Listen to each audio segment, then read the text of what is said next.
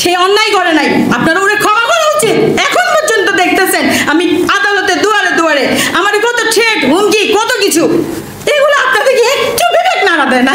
এই সবার সামনে আজকেও বাধা পড়ছে, তাহলে তারা কিভাবে জড়িত? তাহলে সে প্রিন্সিপাল অ্যাকিউজড, এই যে যেত তারা, সে চাবি দেয় নাই, একটা ইফতার পার্টিতে গেছে, সেইটা ছবি শেয়ার করে তাকে প্রভোগ করেছে, এবং তার মা তাকে বলছে তুমি চলে যাও নাহলে তুমি হত্যাকাণ্ডের শিকার হবা। তার বাবা বলেছে, তার বাবা তার ছেলেকে এই একই কথা বলেছে, সেই জন্য তারা সহযোগী। সেইটা তো বিচারের ব্যাপার, সেইটা হলো এইটাই হলো আমরা একটা মামলা ফাইল হয় কিভাবে, একটা মামলা ফাইল হয় আমরা যাকে যাকে মনে করি যারা জড়িত তাদেরকে তদন্তে বের হবে কারা কারা এখানে দোষী।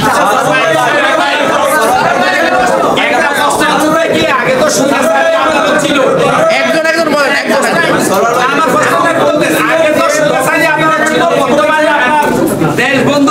আপনি বলেন। আমার প্রশ্ন হচ্ছে কি, আগে তো স্বৈরাচারী আদালত ছিল, সেটাতে আপনাদের ন্যায় বিচার পান না, এখন তো আপনাদের বন্ধু আদালত হয়েছে, সেটাতে আগে গিয়ে যদি যাইতেন আমরা এখন ভূমিকা। আমরা তো বলেছি আমরা আইনি প্রক্রিয়া আছে, আপনি বলেন।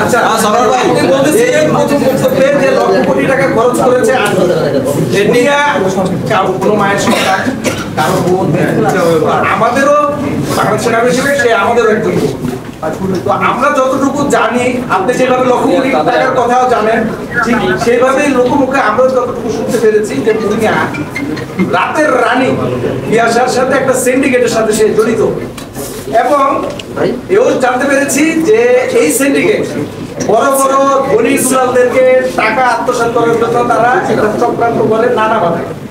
এই বিষয়টা লোকমুখে যেহেতু আমাদের শোনা, এই বিষয়টা মুনিয়া সম্পর্কে জানতে চাই যে পিয়াসার সাথে তার একজন কলেজ পড়ুয়া ছাত্রী, তার সাথে পিয়াসার সিন্ডিকেটের কিভাবে সম্পর্ক? আপনি লোকমুখে শুনে এই কথা কেন প্রশ্ন করবেন? আমি বলবো, আচ্ছা আমি ওয়েট ওকে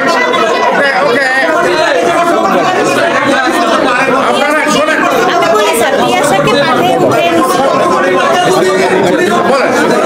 আচ্ছা একটু থামেন, একজন একজন বলেন, আমি আপনার প্রশ্ন উত্তর দেই। আমি এই মামলার একজন লয়ার, আমার নামে এই আনবির ভাইরাল প্রতিদিন একটা সাইট বানিয়ে এমন ভাবে ডিফেমেটরি নিউজ করেছে যেটার বিরুদ্ধে আমি মামলা করেছি।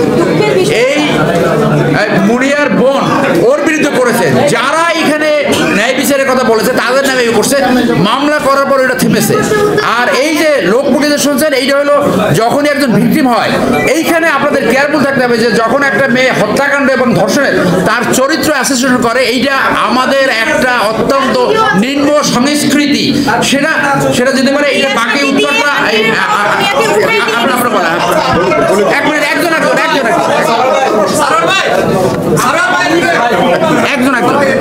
আমি সকল সাংবাদিক ভাইদেরকে আন্তরিক ধন্যবাদ জানাচ্ছি, আপনারা অনেক কষ্ট করে আসছেন। আমি 2 মিনিট আপনাদের আইনের পদ্ধতি ইয়ে থাকলে একটু সুবিধা হয়। সম্মানিত সাংবাদিক ভাইদের বলছি, আপনাদের প্রশ্নগুলো এমন মনে হচ্ছে যেন লোকটা মরে গেছে, লোকটা চোখটা কেন একটু জন্য বেঁচে গেছে। আপনাদের প্রশ্ন এরকম মনে হচ্ছে। প্লিজ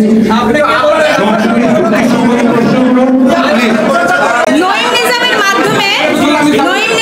মাধ্যমে আনবিরের সাথে কিভাবে জানি পরিচয় হয়েছে সোশ্যাল মিডিয়াতে, তো এটা আমি আসলে পরে জানতে পেরেছি।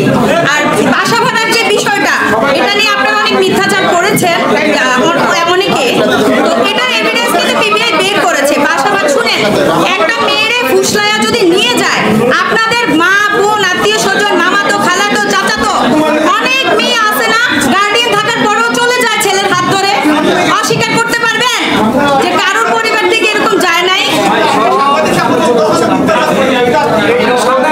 হয়তো ভাইয়া আপনি করেন নাই, না আপনি করেন নাই, ইউটিউব বিভিন্ন শুনেন।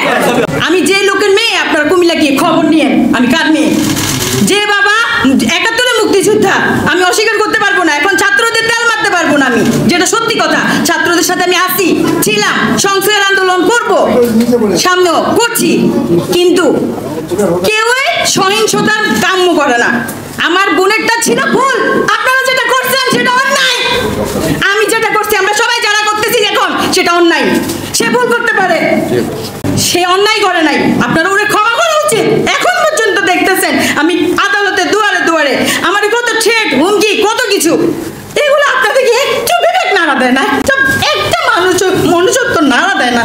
ভাই আপনাকে আমি চিনি, আপনি এখন একটু বিবেক নাড়া দেন। আপনার কি ফ্যামিলি নাই ভাই?